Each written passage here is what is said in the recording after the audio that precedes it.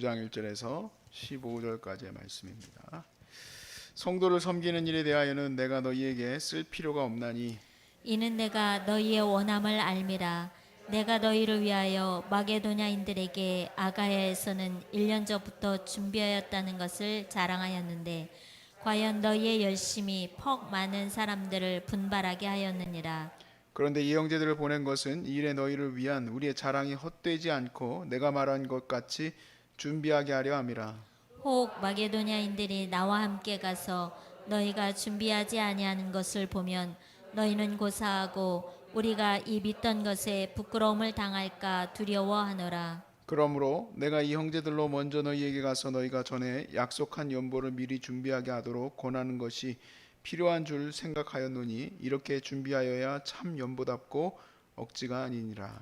이것이 곧 적게 심는 자는 적게 거두고 많이 심는 자는 많이 거둔다 하는 말이로다. 각각 그 마음에 정한 대로 할 것이요 인색함으로나 억지로 하지 말지니 하나님은 즐겨내는 자를 사랑하시느니라. 하나님이 능히 모든 은혜를 너희에게 넘치게 하시나니 이는 너희로 모든 일에 항상 모든 것이 넉넉하여 모든 착한 일을 넘치게 하려 하심이라. 기록된 바 그가 흩어 가난한 자들에게 주었으니 그의 의가 영원토록 있느니라 함과 같으니라. 심는 자에게 씨와 먹을 양식을 주시는 이가 너희 심을 것을 주사 풍성하게 하시고 너희의 의의 열매를 더하게 하시리니 너희가 모든 일에 넉넉하여 너그럽게 연보를 하면 그들이 우리로 말미암아 하나님께 감사하게 하는 것이라.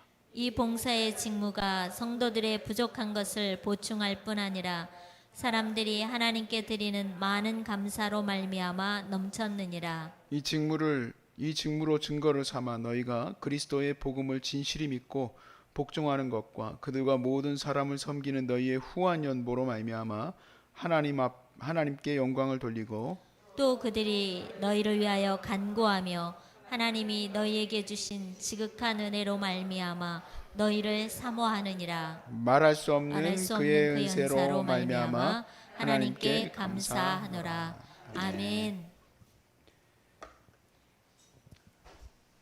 예배 준비하는 데 있어서 제가 이전에 섬기던 목사님들을 보면은 정말 철저하시더라고요. 정말 철저하세요. 저도 나름대로 어렸을 때부터 예배를 드렸고 또 아버지도 목사님이다 보니까 어떻게 보면 예배에 대해서는 준비 과정에 대해서 스파르타로 교육을 받았다고 생각을 했는데 그분들과 비교해 보면 너무 제가 부족해요. 정말 하나하나 다 정말 본받을 것밖에 없더라고요. 사실 우리가 예배를 준비한다고 하면 우리는 이제 매일같이 예배를 드리니까 조금 이제 다른 차원이긴 하지만 우리 이제 삶과 같이 다 연결이 돼 있지만 여러분이 이제 삶으로 돌아가셔서 주일 예배를 기점으로 해서 말씀을 드리는 거예요. 우리가 주일 예배를 준비할 때에 사실은 토요일부터가 준비입니다. 토요일 날 오후서부터가 다 준비해요. 근데 뭐 토요일 날 막 밤늦게까지 술 잔뜩 먹고 와가지고 예배 드리는 사람들, 안수 집사님들도 자주 봐요. 아주 그냥 옆에 지나가시는데 고약한 술 냄새가 아직도 나요. 그래서는 안 되겠죠. 어떻게 내가 마음을 하나님 앞에 드리는 이 예배에 올 때에 그렇게 올 수 있겠어요. 그러니까 이게 주일날 하루도 겨우 오는 사람들은 이 토요일부터 준비한다는 말 자체를 잘 이해를 못하죠. 정말 우리가 마음과 몸과 영혼이 하나님 앞에서 다 준비되어질 수 있기를 바랍니다. 우리나라의 유명한 MC 유재석이 있잖아요. 유재석이는 보니까 유재석 씨죠. 유재석이라고 하면 안 되겠지. 이분이 보니까 다음날 촬영이 있으면 다음날 촬영을 위해서 자기 생체 리듬도 바꾼다잖아요. 그런데 우리는 뭐 생체 리듬까지는 안 바꿔도 예배는 잘 준비하길 바랍니다. 근데 예배 준비에 뭐 기도적인 예배도 있고 뭐 여러 가지가 있겠지만 그 준비들은 다 일단 제껴놓고 오늘 본문에 맞춰서 준비에 대한 얘기는 예물에 대한 준비예요. 우리가 헌금을 준비하는 것이 도대체 무엇인지 잘 깨달아 알고 하나님 앞에서 우리가 실질적으로 예배에 대해서 드릴 때에 그렇게 하나님 앞에 드리는 예물이 잘 준비되어질 수 있기를 바랍니다.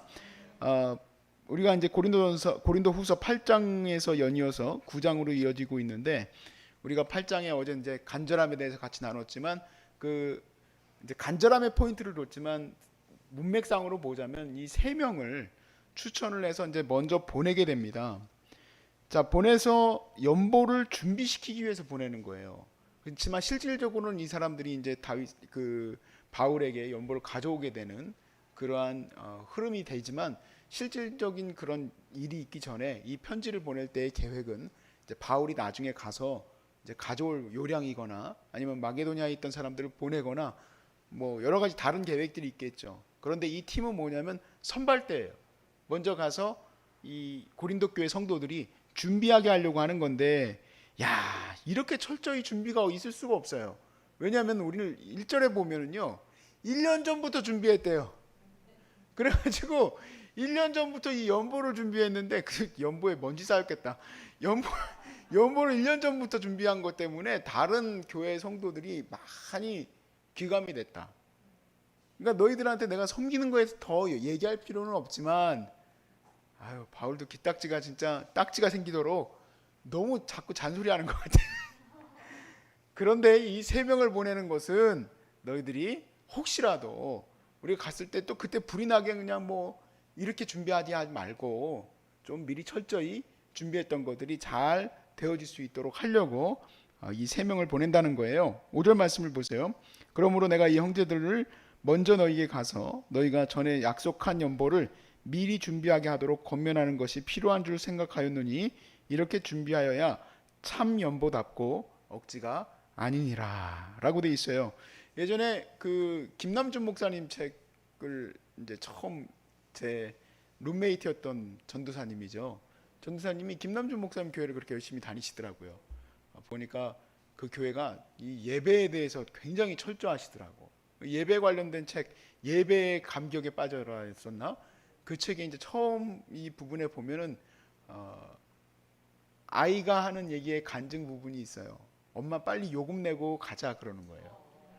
교회에 오는 것이 엄마는 가가지고 졸다가 오고 그냥 이렇게 뭔가 이렇게 헌금만 드리고 오면 되는 걸로 알고 그렇게 했다는 거예요. 그렇게 정말 우리 안에는 그냥 형식밖에 없을까?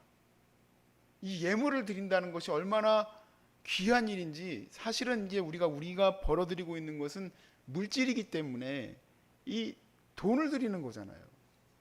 그렇지만 예전에 우리가 하나님 앞에 제사 드릴 때에는 돈을 드리는 게 아니라 짐승을 갖고 왔단 말이에요. 자기 형편에 맞춰서. 형편이 되는 사람들은 양도 드리고, 심지어 솔로몬 같은 사람들도 소를 1,000번제를 드리잖아요. 우리는 그 정도 안 되니까 비둘기 드릴 수도 있고.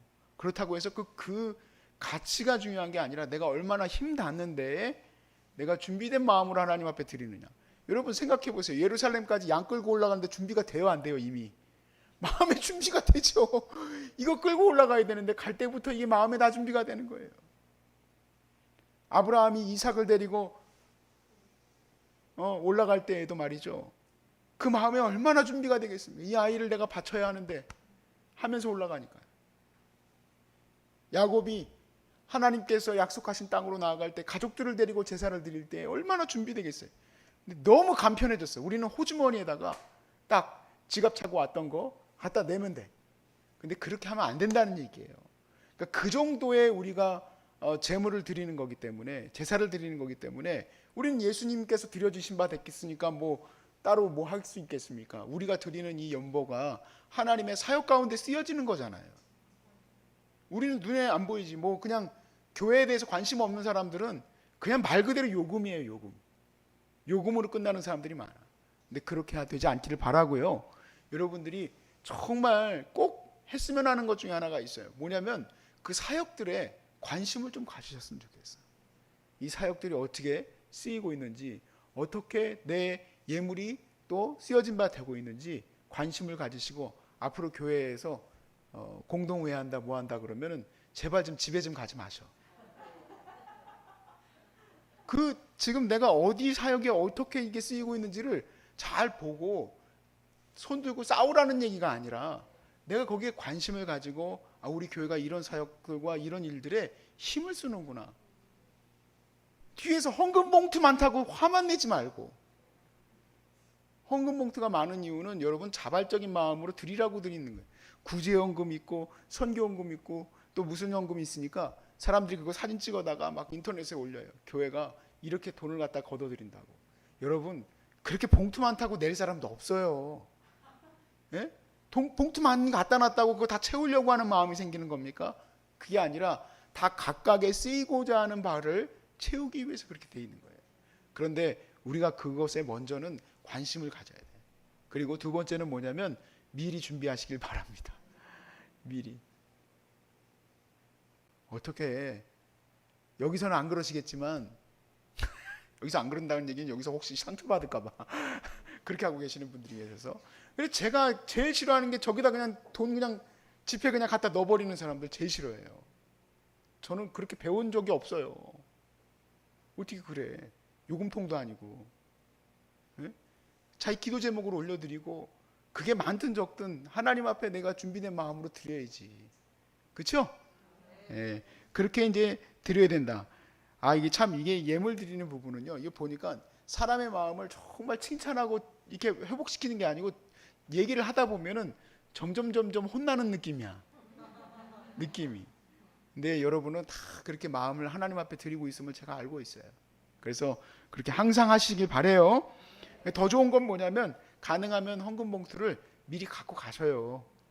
미리 갖고 가셔서 이렇게 금요일이나 토요일쯤에 준비하셨다가 그리고 이렇게 예물을 드리고 하시면 얼마나 좋겠어요. 여러분 드림이 억지가 아니고 참으로 드리는 것이 되려면 오늘날에는 어떻게 하면 좋을까? 제가 나름대로 책과 여러 가지 보면서 보니까 이렇게 요약이 되더라고. 준비한 마음은 다른 데 있는 게 아니라 먼저는 첫 번째는 관심을 갖는 데 있고 두 번째는 그 관심 가진 사역 가운데 내가 준비된 마음으로 드릴 수 있었으면 좋겠어요. 네. 7절 말씀에 보니까 각각 그 마음에 정한 대로 할 것이요 인색함으로나 억지로 하지 말지니 하나님은 어떻게 한대요? 즐겨내는 자를 사랑하신대요. 즐겨내는 자를 사랑하시느니라. 또 너무 오버해서 하시면 안 됩니다. 즐겨낸다고 해가지고 또 오버해가지고 자기가 살아가는 데 있어서 모든 걸 다 드릴 수는 없잖아요. 그러나 드림이 즐거움이 될 수 있기를 바래요. 즐거움이 될 수 있기를 바래요. 제가 예를 들어서 100만 원이 있다고 해보세요. 그러면 다 드릴 수도 있는 거고 반만 드릴 수도 있는 거예요. 그거는 내가 하나님 앞에서 헌신하고 드리는 거지 누가 뭘 할 게 아닙니다. 누가 뭘 할 게 아니에요. 그래도 여러분 부부들이시니까 부부간에 잘 협조가 이루어지길 바랍니다. 그런 분들도 있어요. 남편이 또 안 믿다 보니까 내가 헌금한다고 하면은 아주 그냥 기겁을 하고 너는 다 갖다 바치냐? 그럴 수 있어요. 그러면은 또 지혜롭게 잘 하시길 바래요. 지혜롭게. 괜히 집안 풍파 어렵게 되지 않길 바라고요.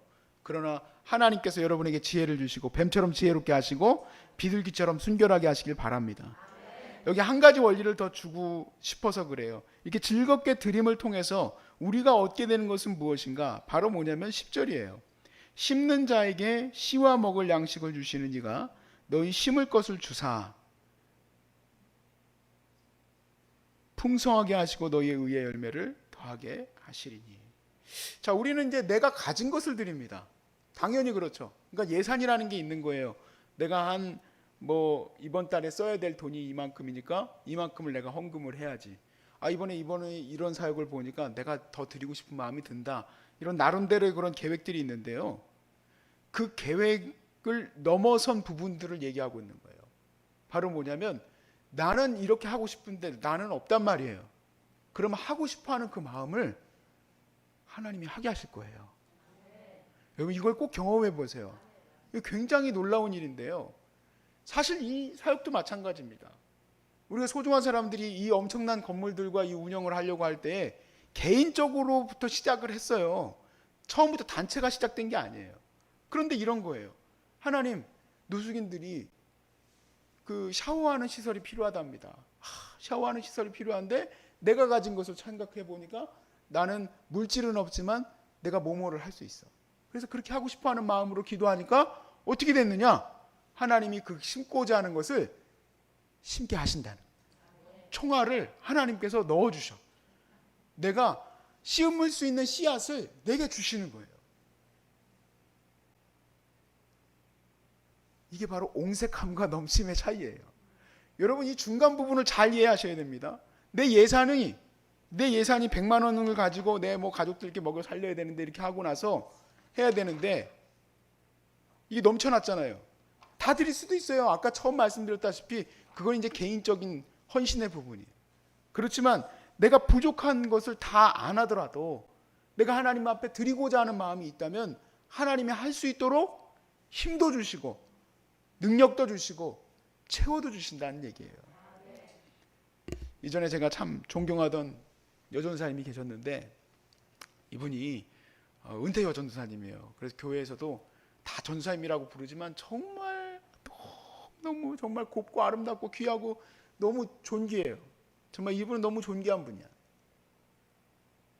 이분은 별명이 영혼의 사냥개예요. 전도하는 데 있어서 한 명을 물면 놓지를 않아. 그런데 이분과 함께 제가 정말 신방 다니고 함께 이렇게 하면서 너무 행복했어요.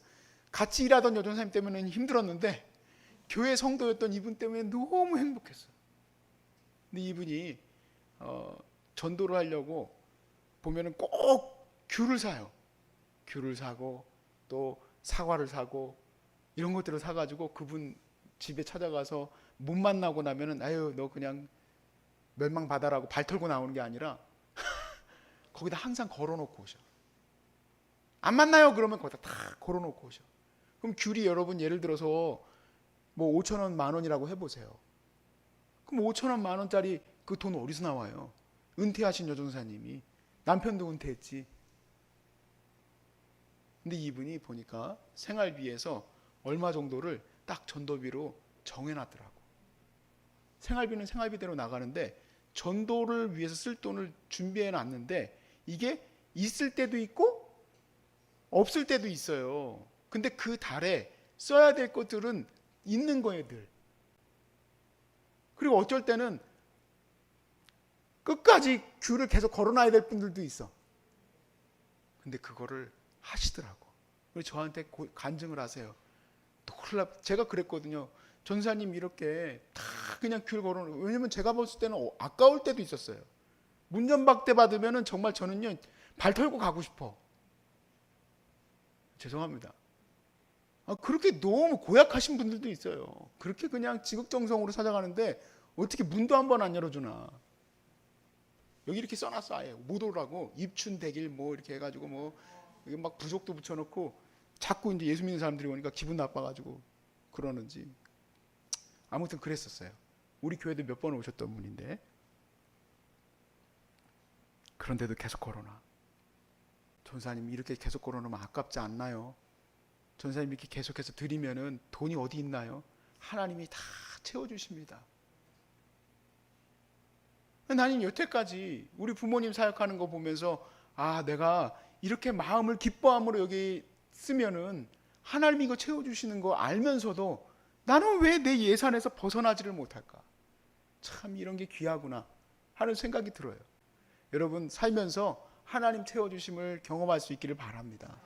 하나님 채워주심은 여러분 마음에서부터 나오는 것임을 여기 말씀에서 얘기하는 거예요. 자, 11절 말씀에 다시 한번 보세요. 너희가 모든 일에 넉넉하여 너그럽게 연보를 함은 그들이 우리로 말미암아 하나님께 감사하게 하는 것이라. 이 봉사의 직무가 성도들의 부족한 것을 보충할 뿐 아니라 사람들이 하나님께 드리는 많은 감사로 말미암아 넘쳤느니라. 너희가 모든 일에 넉넉하여 너그럽게 연보를 함은 어떤 일이 벌어지느냐? 그 일로 인하여 하나님께 영광 돌리는 일이 일어난다는 거예요. 이건 소중한 사람들의 순환 원리예요. 소중한 사람들의 이렇게 누군가 모르는 그 아무개 사람들이 이렇게 헌신하고 헌금하고 함께하는 것을 통해서 여러분이 지금 현재 다 뭐하고 있습니까? 여기 계시면서 감사하고 계시죠? 여기 계시면서 원망하고 계시는 분 계세요? 원망할 리가 없지. 마음에 안 들면 집에 가면 되는데 뭐 누가 막나? 여기 있으면서 감사하고 즐거워하고 기뻐하는 이유가 뭡니까? 누군가가 헌신했기 때문에 그래요. 누군가가. 그러니까 그걸로 인하여 하나님께 감사하는 거예요. 물론 나를 감사하면 얼마나 좋아. 내가 이렇게 나타나기만 하면 어유 이성일 님이 오셨어요. 투자자가 오셨어요. 우리 후원하시는 분이 오셨어요. 여기 어느 누구도 정말 어마어마한 금액을 헌신하신 분이라도 제가 이렇게 와가지고 여러분 앞에 이렇게 세워놓고 무슨 꼭 저기 초등학교 저기처럼 이사장들처럼 우리 투자자시라고, 우리 헌금하시는 분이라고, 우리 후원하시는 분이라고 인사드린 적 있어요? 아무도 없어요. 아무도 없어. 지난 3년 동안 한 번도 그런 적이 없어요. 심지어 우리 개원한 그날 그 창립기념일 날도 그런 적이 한 번도 없어요. 그분들 다 모시지만.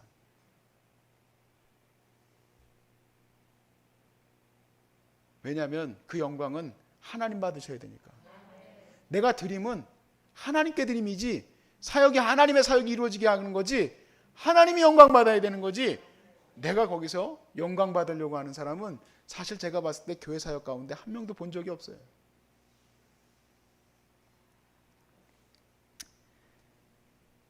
우리가 하나님 앞에 예물 드리는 겁니다. 여기 여러분이 이렇게 드린 이 예물은 하나님의 사역 가운데 쓰여지는 거예요. 저는 도구로 사용되어져서 제가 이거를 잘 세고 계산하고 그걸 다 기입하고 그리고 우리 또 소식지에 나갈 수 있도록 다 하고 제가 이거를 잘 컨트롤하면서 어떻게 운영할지를 그걸 하는 것 뿐이지, 이 들어오는 것도 하나님을 향한 마음이고 또 드린 마음을 하나님 앞에서 잘 운영하는 것도 하나님의 마음이 쓰여지는 것이고, 그리고 그 영광은 다 하나님이 받아야 될 줄로 믿습니다. 여러분, 그러니까 이 예물을 드림이 얼마나 중요합니까? 이게 너무 작기 때문에, 그러니까 금액이 아니라 규모, 이런 어떤 그 뭐라 그럴까요? 이 무게가 작기 때문에 우리 마음에 그 정도 마음이 잘 안 들어와서 그렇지, 예물을 내가 적게 드리든 많이 드리든 우리의 준비된 마음으로 드림이 이렇게 중요한 거예요. 사랑하는 여러분, 여러분을 통해서 여러분의 드리고자 하는 그 참된 즐거운 마음을 통해서 하나님 사역이 날로 날로 번창해 나갈 수 있기를 주의 이름으로 축복합니다.